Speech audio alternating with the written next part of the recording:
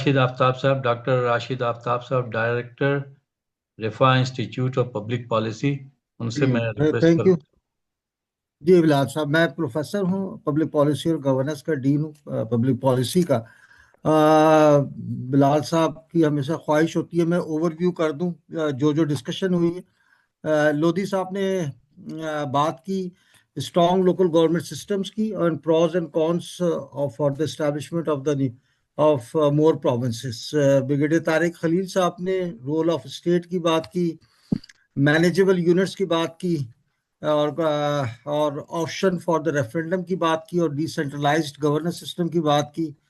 Doctor سید اختر علی شاہ صاحب نے factors of governance کو ہائی لائٹ کیا, plus historical perspective of constitution دیا, اور نیو انہوں نے کہا کہ نیو پنڈورا باکس کھل جائے گا اگر جو ہے نا مزید یہ صوبوں کی طرف گئے, تو بہتر ہے کہ لوکل گورنمنٹ سسٹم کو پرسو کرنا چاہیے, اور implementation of law is more important.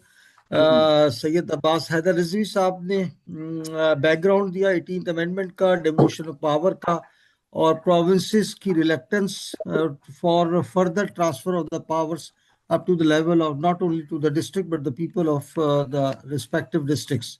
اور نیو پروونسز کو انہوں نے سپورٹ کیا, اور کچھ انٹرنیشنل ایگزامپلس بھی دیں, اور جو ریلیکٹنس ہیں at the level of provinces for the establishment, وہ جو ہے نا پولیٹیکل ہیجمنی وغیرہ کی انہوں نے بات کی, اور اسٹیٹسٹکس بھی دی کہ کتنے ریسورسز انفلیکسڈ ہوئے لیکن کوئی سوشو اکنامک فیبرک چینج نہیں آئی.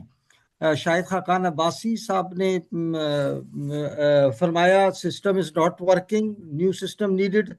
اٹ از انہوں نے سپورٹ کیا نیو پروونسز کو, کیونکہ یہ جو ہے نا ایک کمپیٹیٹیو انوائرمنٹ کریٹ کرے گا, وہ الٹیمیٹلی جو ہے نا لوکل پاپولیشن کو فائدہ ہوگا. اور however he is of the view کہ ریفارمز کی ضرورت ہوگی ضرور.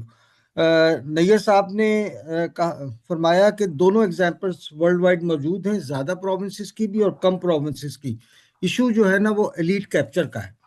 As far as my comment is concerned, بات یہ ہے کہ ہم لوگ ریسرچ میں سب سے دیکھتے ہیں کہ پرابلم اسٹیٹمنٹ کیا ہے.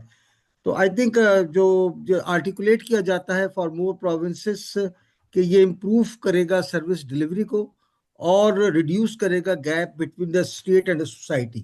پروونسز کو اگر ہم نے اور 37 ایڈمنسٹریٹو یونٹس کے اندر اگر ہم نے کرنے ہیں تو چند فیکٹرز کو ضرور مد نظر رکھنا چاہیے, جس میں پہلا پاپولیشن فیکٹر ہے, پھر ایڈمنسٹریٹو ریفارمز ہیں.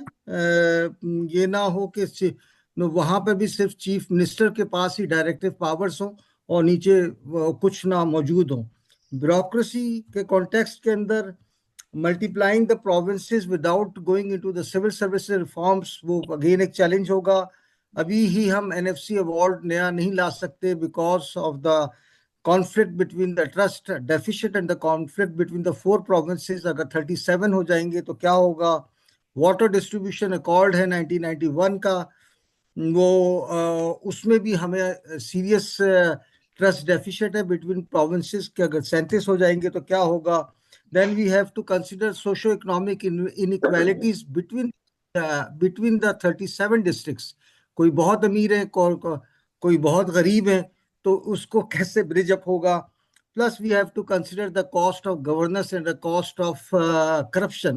رائٹ ناؤ ہمارا جو ہے نا جو CPI ہے 133 ہے آؤٹ آف 180 کنٹریز میں. یہ نہ ہو کہ 37 صوبے بننے کے بعد 180 پہ آ جائے.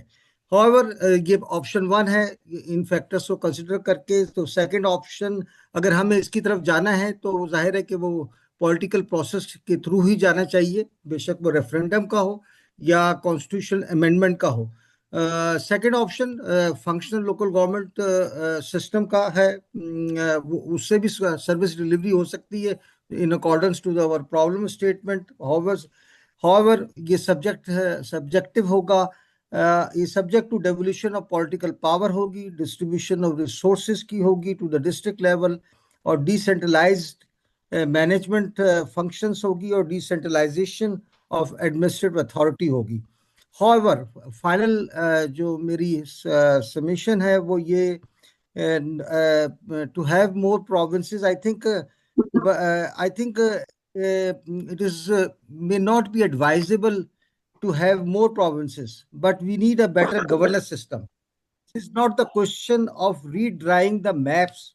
It is the question of redefining our governance system. Jazakallah ji. Thank you.